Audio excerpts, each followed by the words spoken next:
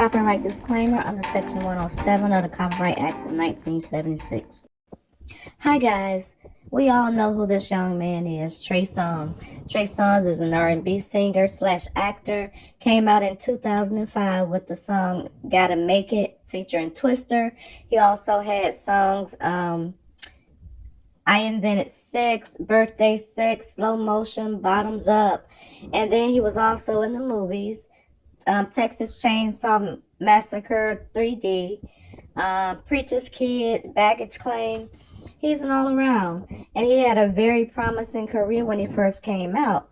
But after a certain while being in the industry, I guess it had that effect on you where they have to live up to the bad boy image that they portray. And he eventually started getting into criminal trouble, and then here comes the sexual assault accusations.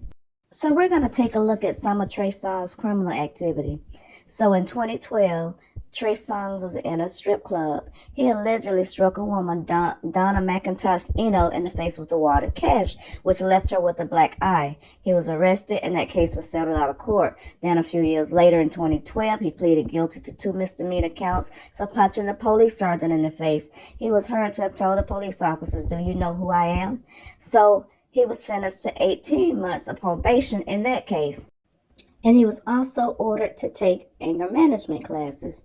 Then in 2021, at a Kansas City Chiefs game, he punched a police officer. No criminal charges were filed in that case due to insufficient evidence. And then that same year, he punched a bartender at a Cardi B concert. He's being sued for that, and the lawsuit is still ongoing. So now we're going to get into some of the alleged allegations against women. Kiki Palmer, in 2017, she came out and said that he was using sexual intimidation to persuade her to appear in a music video that she didn't want to be in. She said that he had a clip of her in his Pick Up the Phone music video, and he had recorded a clip without her consent, and he was trying to use that clip to intimidate her into being in his music video. Whatever happened in that encounter, Kiki says she was so afraid of him that she had to hide in the closet to get away from him. So many times black women say stuff and nobody gives a shit. Excuse my language. Nobody gives a fuck when sometimes black women say something. But somebody of another complexion, somebody of another color, they say something. And then it's like, we're taking it to court.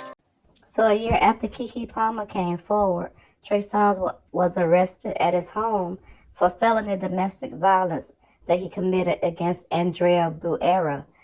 She said that he choked her and punched her in the face and knocked her down, and that she hoped that he would get help for his violent tendencies. She said, "Although I'm not your first victim, I would like to be your last." She said that he hit her so hard that she threw up from a concussion. In 2018, Jara Jeff accused Trey Songz of attempting to penetrate her vagina with his fingers without her consent in a Miami nightclub. She filed for a lawsuit, and it was originally filed as Jane Doe.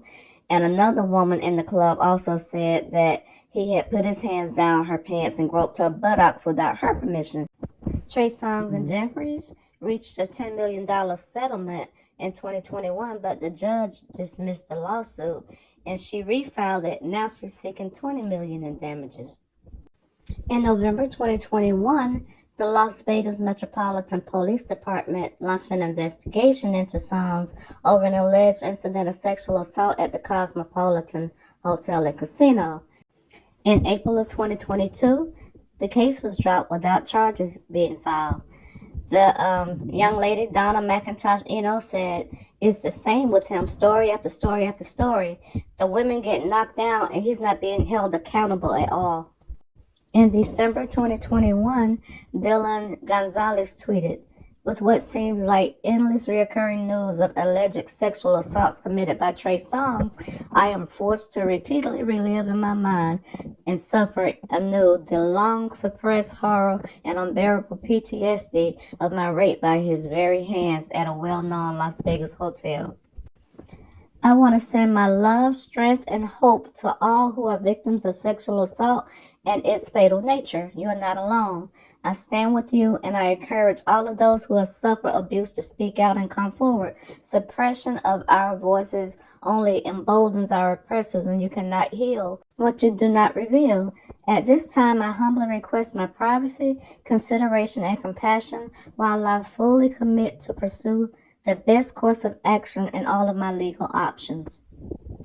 The Las Vegas Police Department decided that they were not going to press charges, but they said if any new evidence comes to light, they will reopen for further investigation.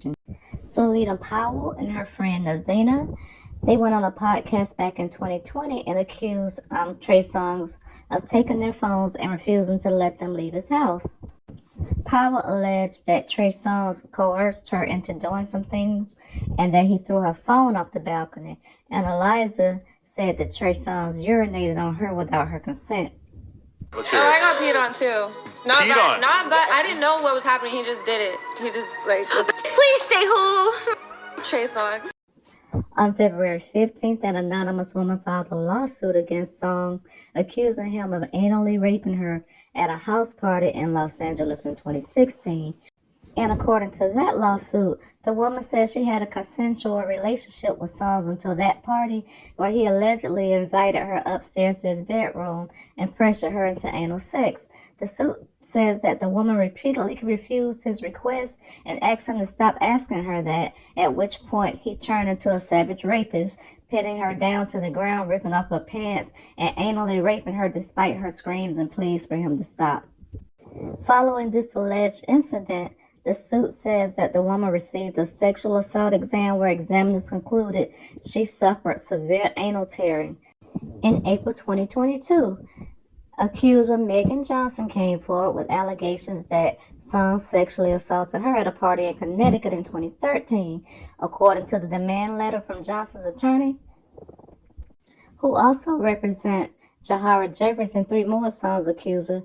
Johnson was in the VIP tent when Songz allegedly came up behind her and pulled her breast out of her bikini top without her consent and chanted, "Titties in the open." Titty in the open. Titty in the open. I won't take a picture of that. Titty in the open. Titty in the open. I just started to be tired. It's okay. I think I'm taking a shower. Last year in November, an anonymous bowling alley worker from New York filed a police report saying that Songz physically assaulted her in the establishment's bathroom. The worker said Songz punched her in the face repeatedly, dragged her across the floor by her hair, and she was taken to the hospital for what authorities said were visible minor injuries. The outlet reported that the woman recognized Songz and identified him to authorities.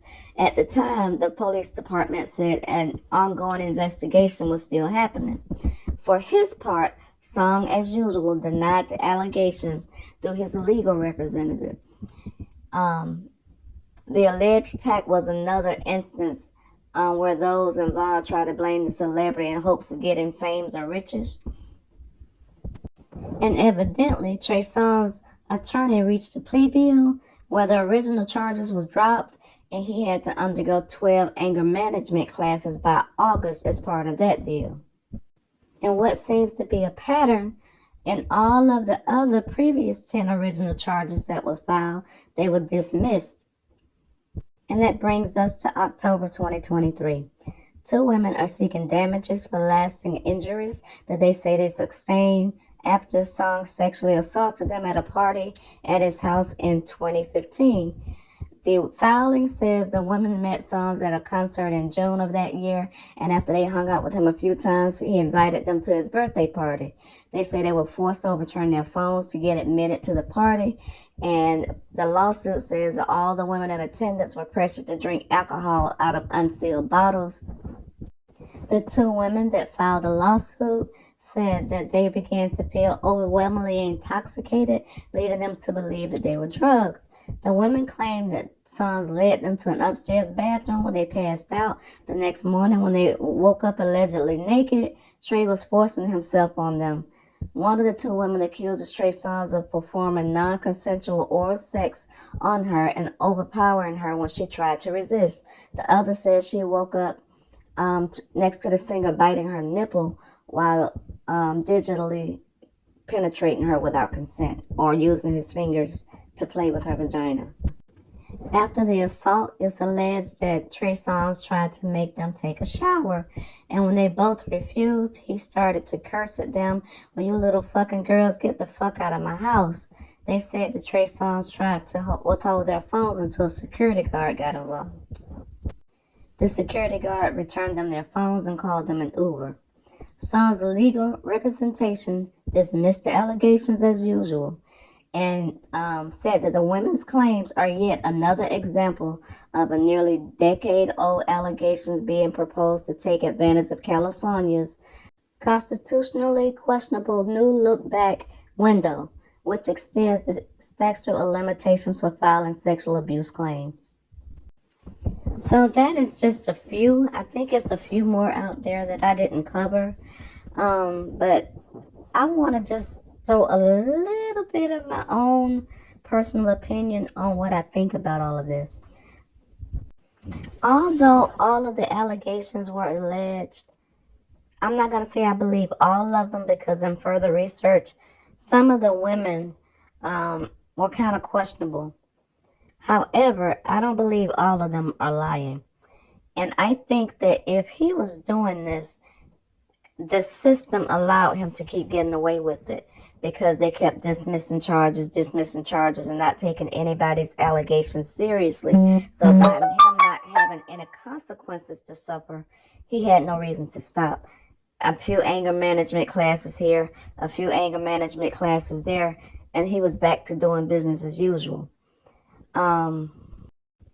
I think when these celebrities get the big head, or they get to be a certain status, they get the big head, and they feel like women just automatically want to sleep with them or let them have their way with them. And I think that when they're turned down, that makes them angry. They get the "don't you know who I am" mentality, so they're not used to being told no. So therefore, they take it upon themselves to push themselves off on women. And this incident, with him having the beatings and the domestic violence, hitting the police, it shows that he has anger management issues. By him telling the policeman, "Don't you know who I am?" that shows that he has a sense of entitlement. And it does not necessarily mean that these women are lying because they waited to come forward, because I do know a couple of women that have been raped, and they've confided in me, but they not dare tell anybody because they're embarrassed, they feel belittled, they blame themselves, and they tend to think that maybe they were asking for it because of what they were wearing, or maybe they were asking for it because of the position they put themselves in. But if you say no, that means no. You never ask to be raped. You never ask a man to force himself upon you. So my opinion is, I believe some of the women.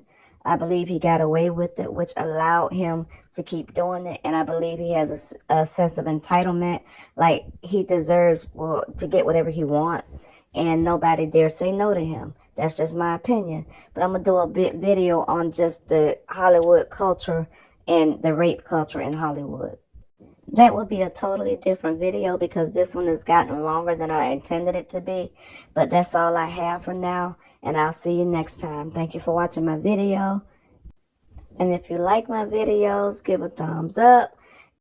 If you're a subscriber and want me to continue doing videos like this, send a super chat. Everything's appreciated. Love you guys, and see you next time.